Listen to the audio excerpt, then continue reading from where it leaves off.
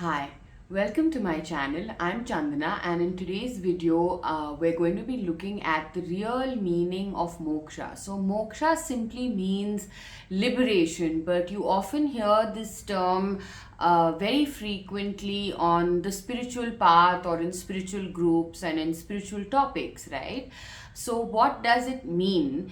When we listen to it in in a spiritual context, it means the breakage from the cycle of birth and rebirth, right? So birth and death, that is what they are ideally referring to, or that is what they mean when you hear it in a spiritual context. Okay, but moksha is liberation. It can be liberation from anything. It can be liberation from your toxic ex as well, right? But when we look at moksha, the real meaning of moksha is a complete liberation, not just from birth and death, from existence or any kind of manifestation itself, right?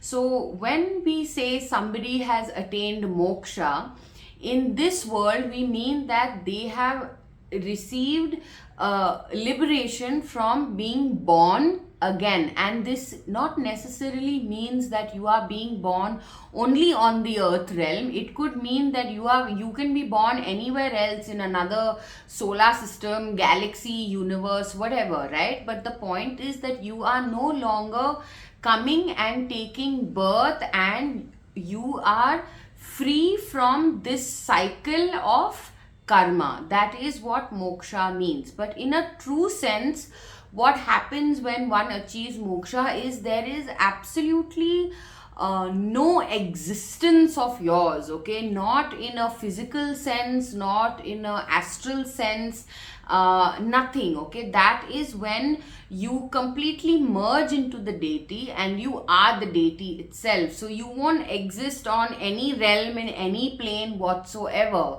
okay?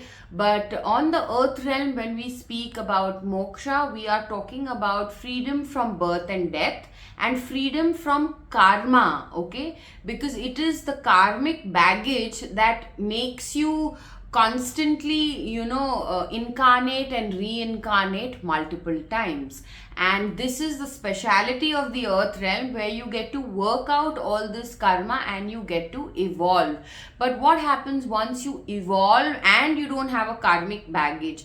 You are still in existence, okay? So if you look at the Sapta Rishis that we had, or you look at any other rishis or yogis that have taken samadhi, they have left their body, they have attained moksha in a way. They don't need to reincarnate by force. They can come down to this planet at will, because they are no longer bound by karma. They are like that perfect lotus flower, that is coming from the mud but doesn't get attached to it, or the mud doesn't stick to it, right? Which is what we're all aiming for. We're all trying to bloom like lotuses without the karma, which is the mud, trying to stick to us. So when you see these rishis and all, they are also still very much existing in a certain plane, in higher planes, right? But they don't have any excess karma, and they are there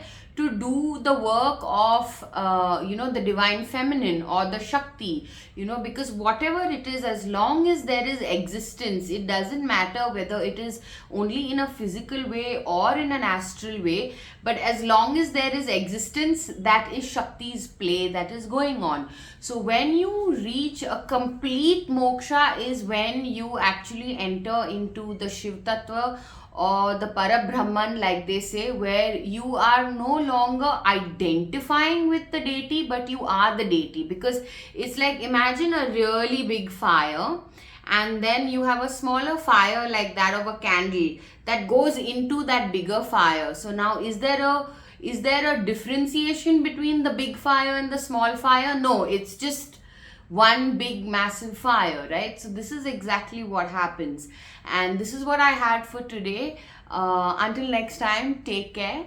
Namaste.